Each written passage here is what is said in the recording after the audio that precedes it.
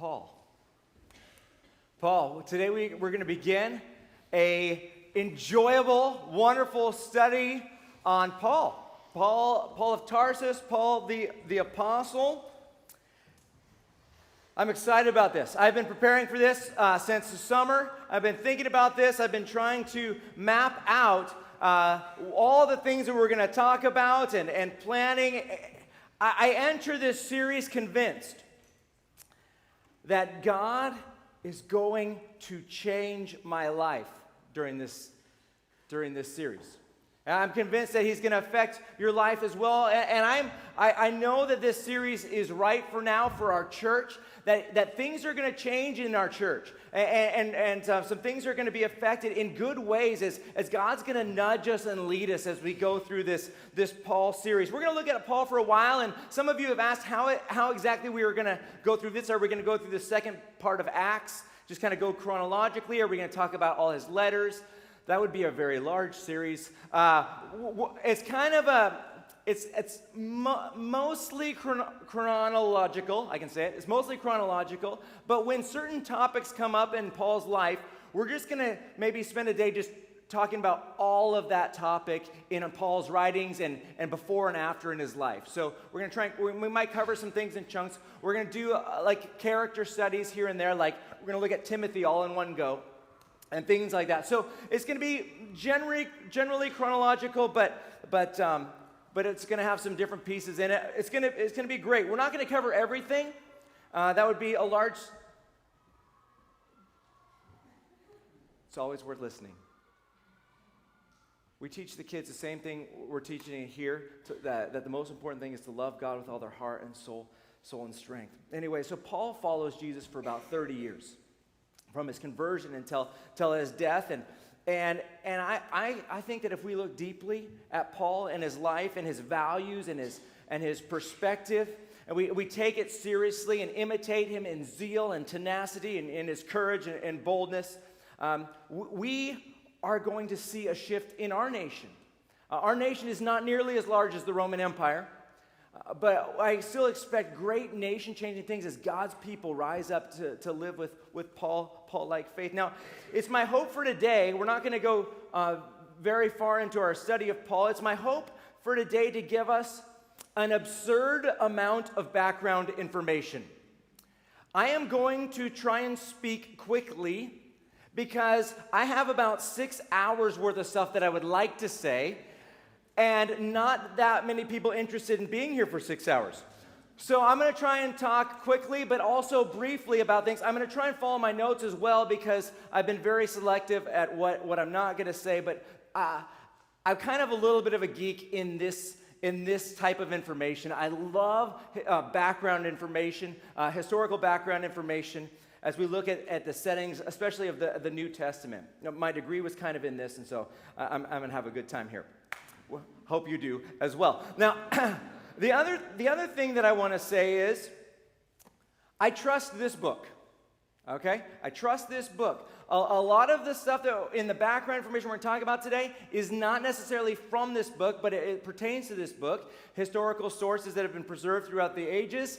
I don't intend to base my life on those sources or those things. I don't base my faith on them. I base my life on this book. And this has proven itself historically reliable throughout the generations.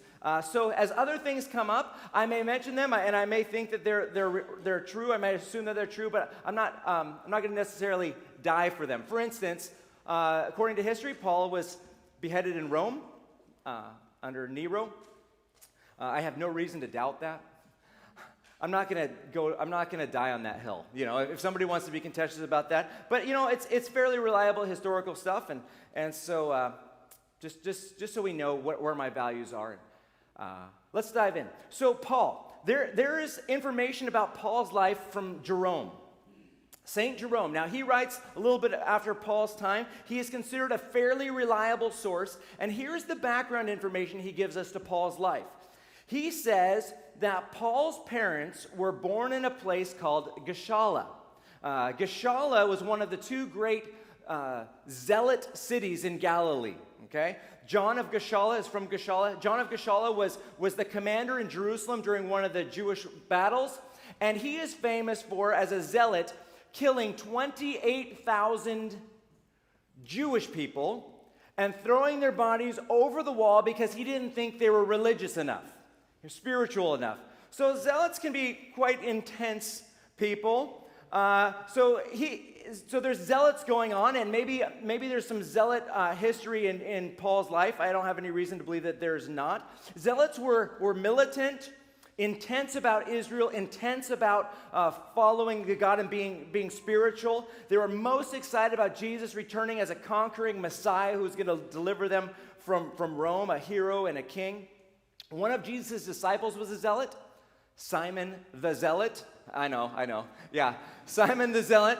He's the one we know the least about. Simon Peter, different. Simon the Zealot, we don't know as much about him, but one of Jesus' disciples was a zealot. And Jerome writes that Paul's parents were zealots, and they participated in the tax revolt in either 4 BC, the one where Jesus is born in Bethlehem, where they go for the census, or in 6 AD. Not entirely sure which revolt he's talking about. But because they participated, says Jerome, in that war against the Romans sold Paul's family into slavery to a wealthy family in Tarsus. They worked hard as slaves, and when they died, when the slave owners died, the slave owner manumitted them, which means he freed them. And when they were freed, as freed slaves of a Roman, any children born of a freed slave are Roman citizens by birth. And that's how Jerome identifies Paul's Romanness and at the same time his intense Jewishness and his intense zeal for God. Now, I'm not saying that that's gospel.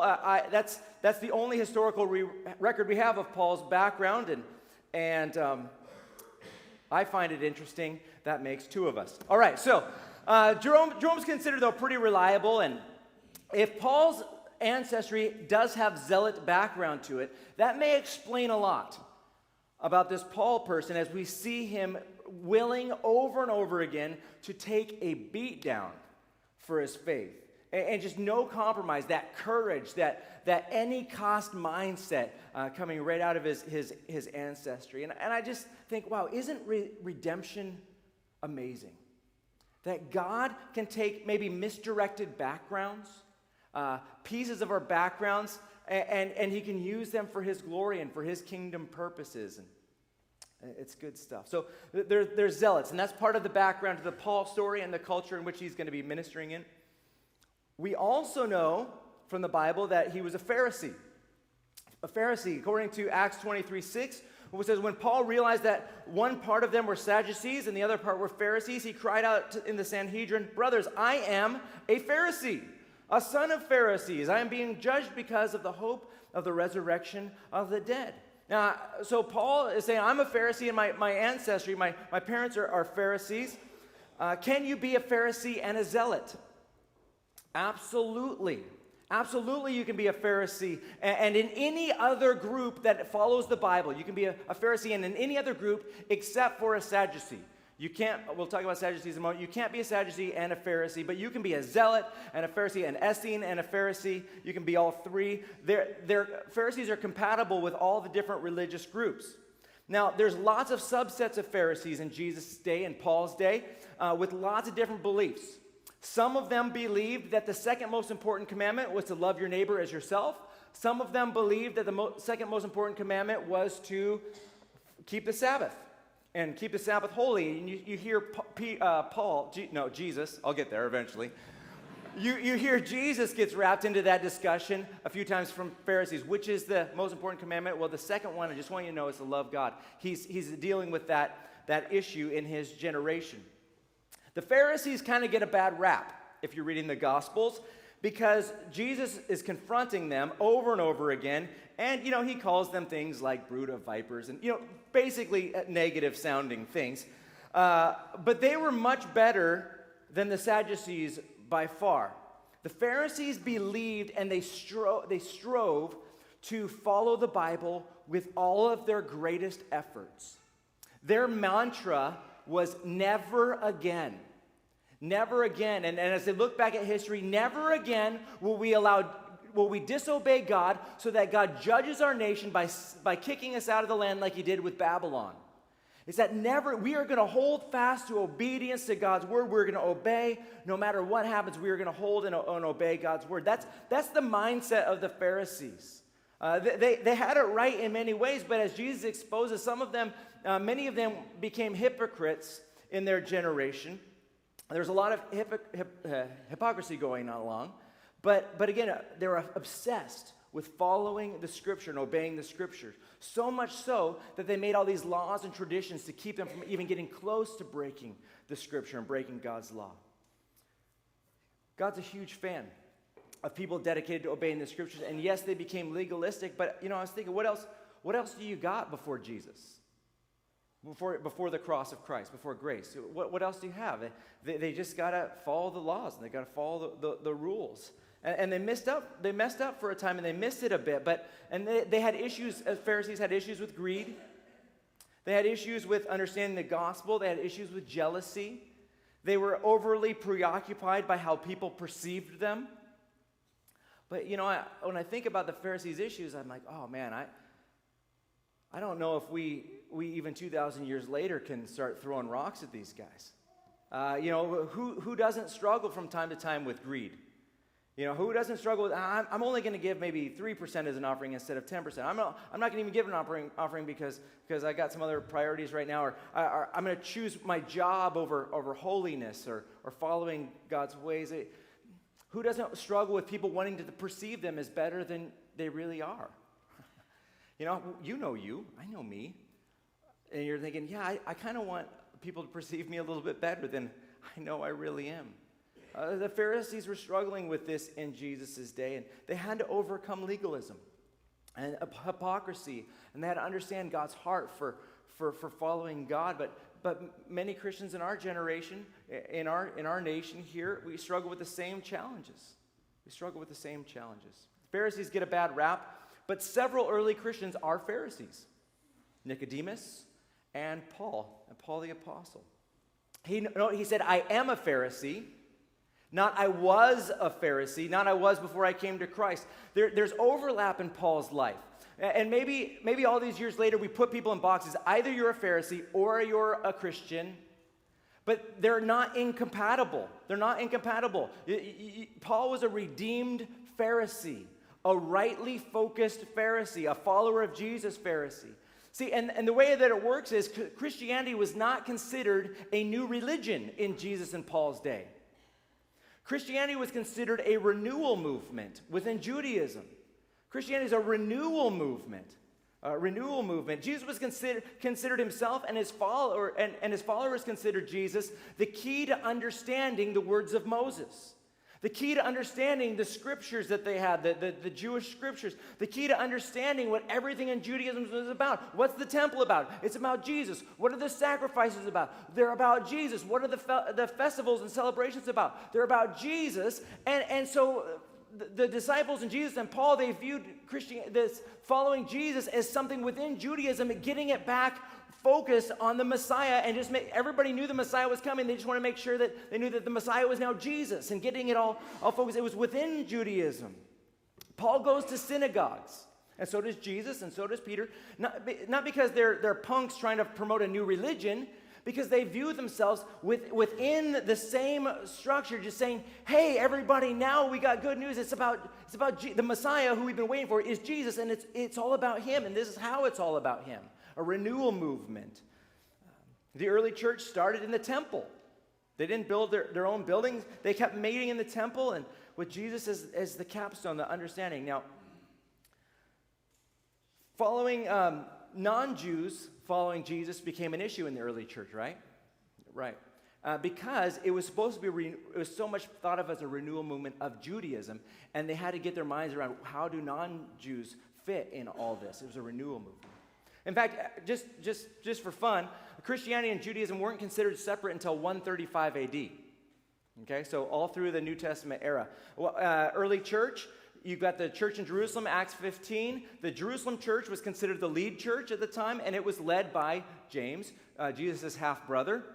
There's the apostles and stuff, but the lead church was led there by James, his half-brother. And until 135 AD, it was always led by a blood relative of Jesus, actually. So after James was killed, Simon Bar Clopas, he's a cousin of James and a blood relative of Jesus. He's in charge of the church for a while in Jerusalem. He gets crucified in 107 AD, but during his time, he leads the Christians to Pella, when they flee from that. And then there was a blood relative, ironically named Judas, who led the church until 135 AD, until the rebellion there. Now, at 135, that was a pretty significant shift for Judaism and Christianity, because all Jewish descended people were banned from Jerusalem at that point.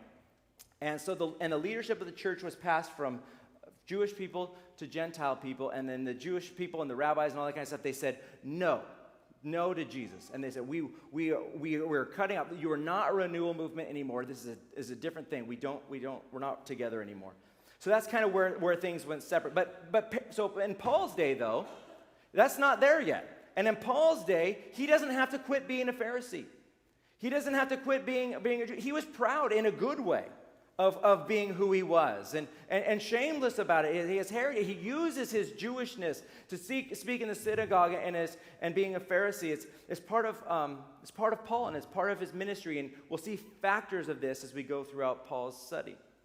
Another thing to mention just for background, the Sadducees. Sadducees, you can chalk them up as the enemies of Paul.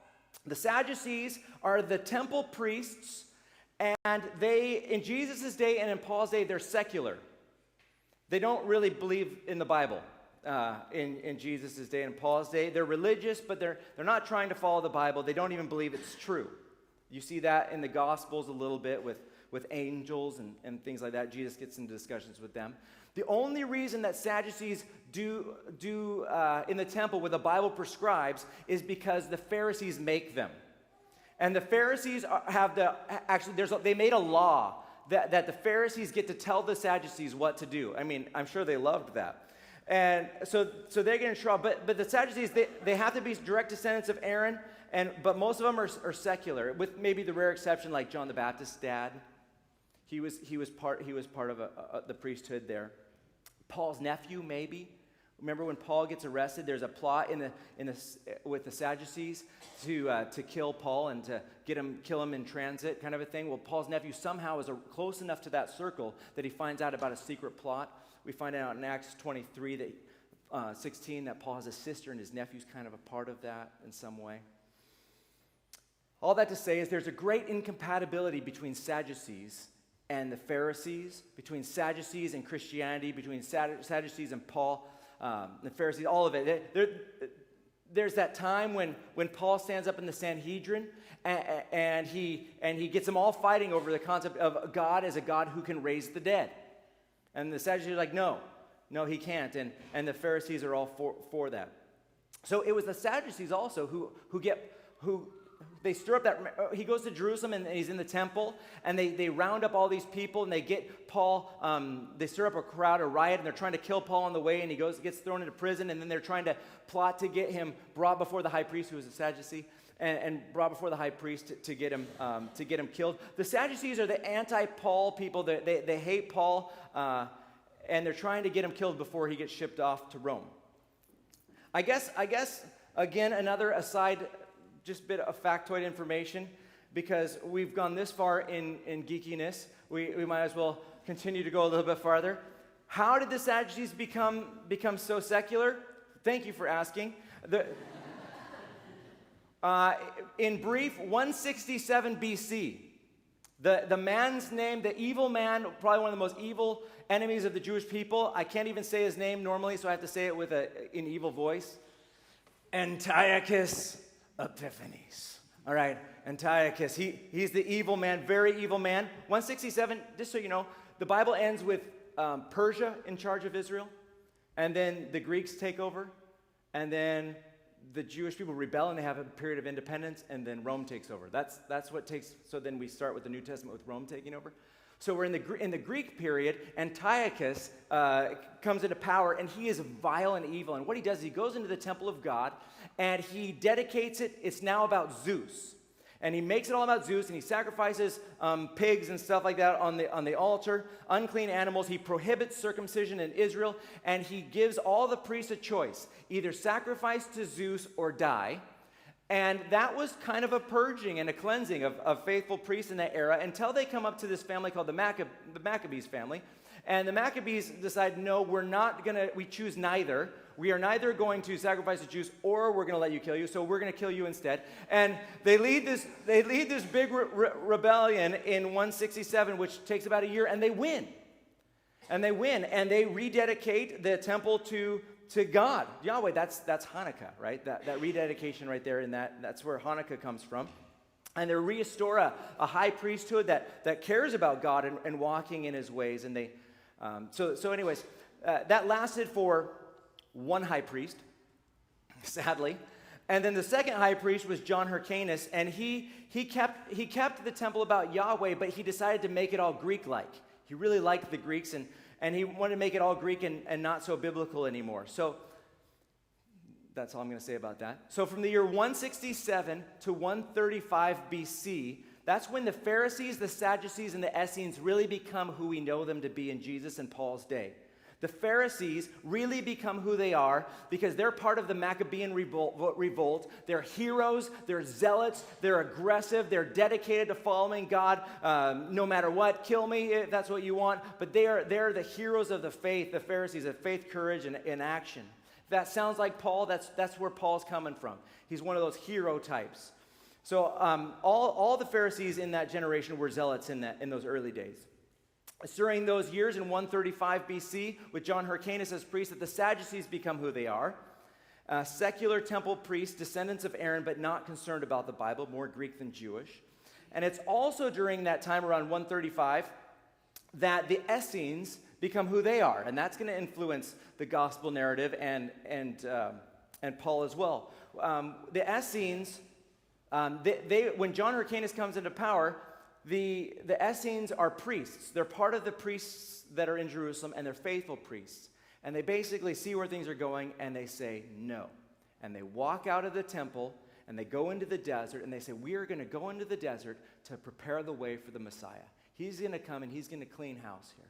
And so they go off as faithful priests of the Levitical background, and they go off in the desert, and they become desert monks, dedicated to not get married, not have kids, and to prepare the way in the nation for the Messiah, dedicated to holiness and baptizing and purity in that sense. So there's lots of Essenes in the Gospels. They're not called Essenes. They get all these special phrases, like the two old people when Jesus is dedicated, they're Essenes, and you see lots of them around. But the Bible doesn't differentiate them, and I can say that. I'll say that in a moment, but I think it's important. I just want to say, just to be technically accurate, that the Pharisees and Essenes didn't start during this era. They kind of pre-existed, but that's really when they get reshaped as they get ready for the New Testament. Anything else I want to say? Faithful priesthood. John the Baptist is a good example. Like so John the Baptist's parents were not Essenes because they're married and they're having kids. Two things Essenes don't do. They can adopt children and all that kind of stuff, but they don't do that. So John the Baptist's children, they're faithful priests. But John the Baptist is of a Levitical background, which gives him special rights. And here's the tricky thing about the Essenes. They are allowed to go in the temple and do the temple work. They still call themselves priests. And this is where it gets a little bit confusing. They refer to themselves as priests. They can go in and do temple rites. They just do whatever they want to do. If they want to light a sacrifice in the temple, they can. They're the right ancestry, and they can come in and do that. It irritates the Sadducees, but they're able to do that. And there ends up being a little bit of a disagreement when Paul gets older, but that's for later. Anyway, so most of the Pharisees in Jesus' day trained with the Essenes. When you're thinking of Essenes, think desert monks, okay? Most of the Pharisees trained for about 3 years, and then at the 3-year mark, they had to make a couple vows, including to not ever get married, and to not have any kids, and radically committed to holiness and purity, and to never make another vow again. That was part of the vows, ironic. Okay, so I would be shocked if Paul, the Pharisee, did not train for 3 years with the Essenes, because so much of Paul's teaching and thinking is straight Essene. When he talks about, I wish everybody was like me, not married and all that kind of stuff, we're thinking that's weird and bizarre. He's most likely coming out of that background himself, strongly influenced, trained potentially, probably even took the Essene vows. Remember, you don't have to leave, I don't know what to call it, Essenedness. You don't have to stop being an Essene when you come to Christ. It was a renewal movement.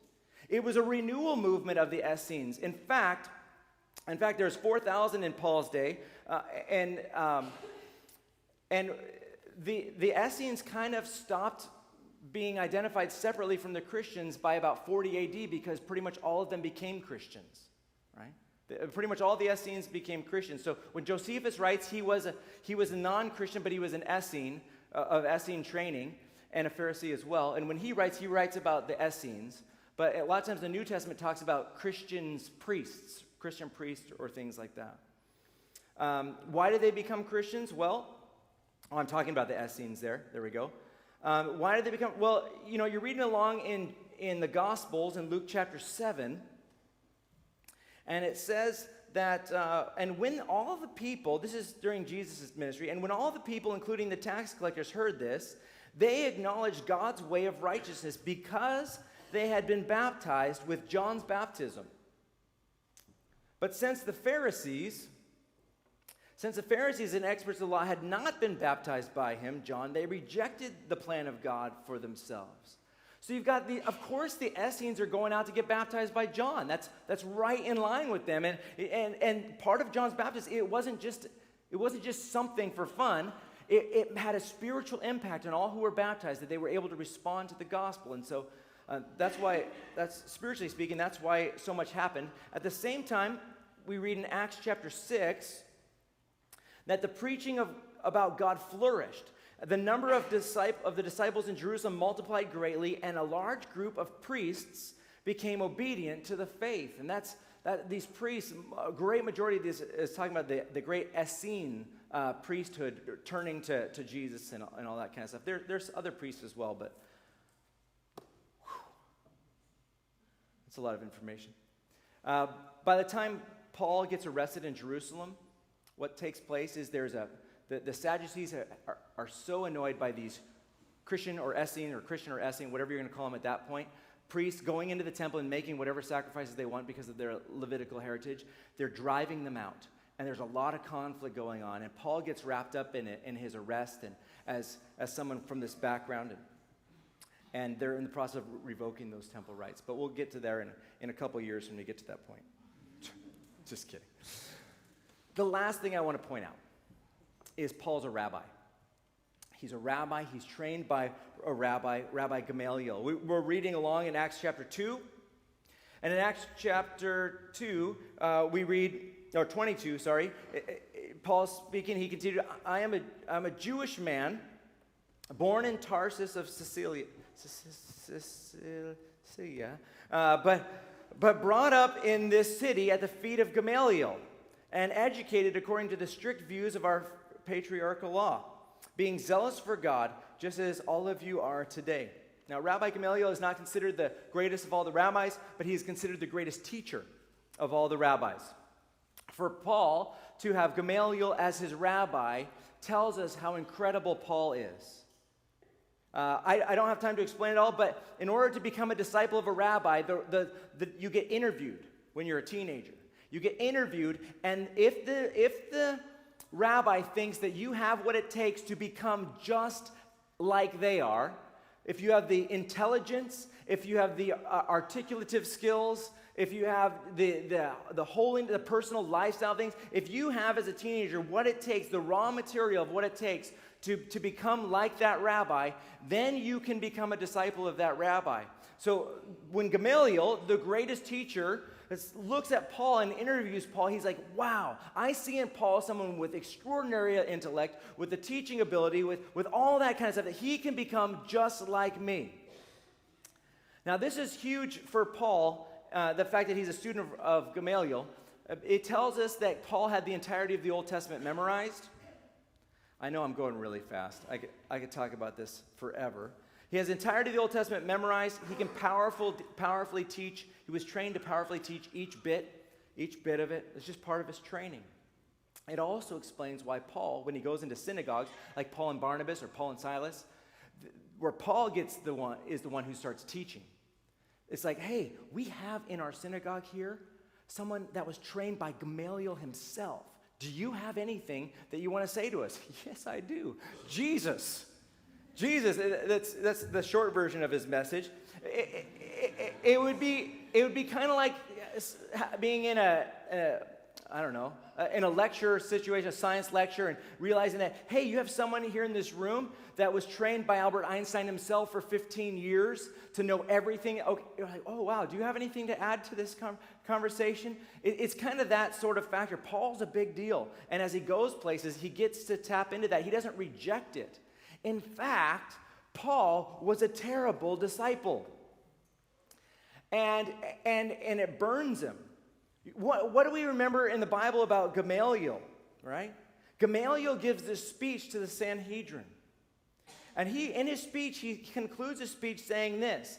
He says, and now I tell you in Acts chapter 5, stay away from these men, these Christians, these believers, these followers of Jesus, and leave them alone. For if this plan or this work is of men, it will be overthrown. But if it is of God, you will not be able to overthrow them. You may even be found fighting against God. So they were persuaded by him. Okay, this is pretty significant to Paul. Paul is supposed to be a follower of Gamaliel. And as a follower of Gamaliel, he's supposed to do what Gamaliel once done. And he's supposed to think like Gamaliel. And when Gamaliel says it right, he says, if this is from God, you're not going to be able to stop this. If this is from God, you're going to find yourself fighting against God. He's right. His rabbi is not following Jesus' rabbi is right. And Paul does the unforgivable thing. And he goes against his rabbi, and Paul becomes famous for persecuting Christians, for fighting. And I don't want to give it away, but when he meets Jesus, there's some stuff there about fighting against Jesus there. So Gamaliel is Paul's rabbi, says, leave him alone. And so all his life, he has to live with that disgrace and embarrassment. And it was a big deal. I rejected my rabbi. I rejected his teaching. I rejected his way of life. And it messed me up. Okay. So Paul. That's all the background I'm going to give you now. He is the most Jewish of Jewish people, Hebrew of Hebrews, although that usually means I speak Hebrew. But he is a Hebrew of Hebrews, one who comes potentially from a zealot family background, a Pharisee of Pharisees, maybe having joined the Essenes, if not probably most likely trained by them and greatly influenced them, a disciple of the Rabbi Gamaliel who becomes a disciple himself, a brilliant mind, amazing at training and making disciples. We're going to see that in his life. And that's his starting place. He's also the most highly trained individual that we get a picture of at making disciples of someone who wasn't discipled directly by Jesus himself. And yet he understands how to make disciples. It's exciting. Now, a lot of information. And I hope there's at least 7 geeks out there who enjoy this like I do. But I hope you were helped today, and I think this could be helpful for you, even if you just are reading the New Testament again, or reading through the Gospels. Okay, here's what's going on with the Pharisees. They're not as bad as they look, but Jesus does want to redirect them, and not all. And some of the Pharisees do follow Jesus, and here's what the Sadducees are, and here's what's going on here. Hopefully that background stuff will be helpful. But in short, God, I'm going to give it away a little bit. God is going to redeem Paul's background. And one of the things I love about God is he's a masterful redemption of our pasts. The past that we're proud of, the past that we're not proud of. The things in our past that embarrass us, the things that in the past that we're proud of, but maybe for the wrong reasons.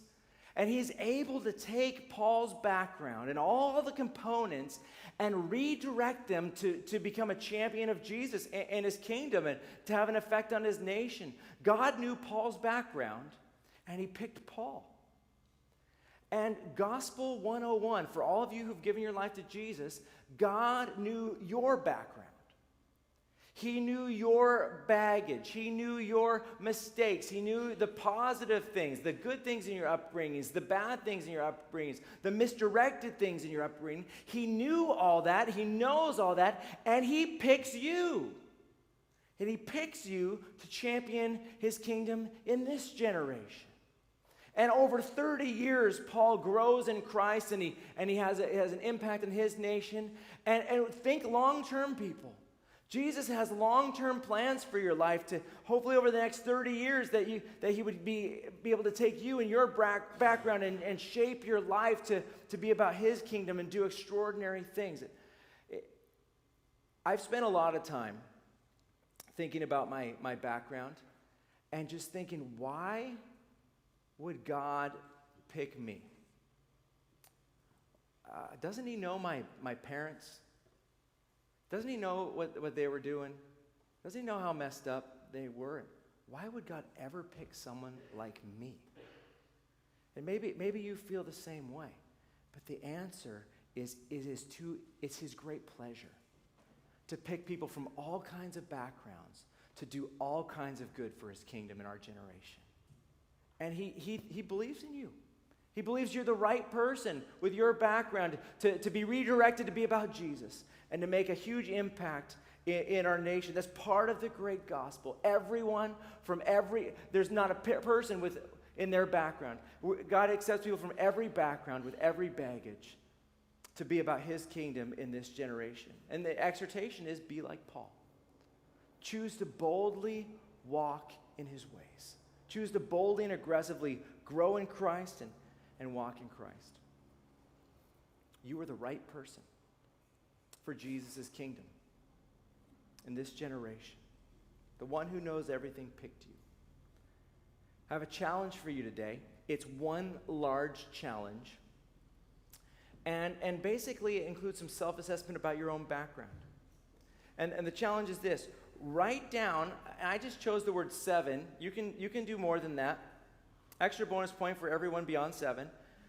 Write down 7 aspects of your background and just surrender them before God. Maybe you come from a hypocritical church background, positive and negative, raised by both parents, workaholic family. I guess I was going through my background. Secrets. And then just take your background as you've written it down and just take that paper, lay it before the Lord, put your hands on it and say, Lord, this is my background, God. This is where I'm coming from. Would you redeem this? Would you take me and use me for your great kingdom? I ask you to use me for your plans and your desires for this generation. Take me from here and make me like a Paul in my generation. That's my challenge. And don't just do it in your mind. Write it out. Put it on paper. Place your hands on the paper and ask God to redeem your backgrounds. God's the God who redeems all backgrounds, and he believes in you.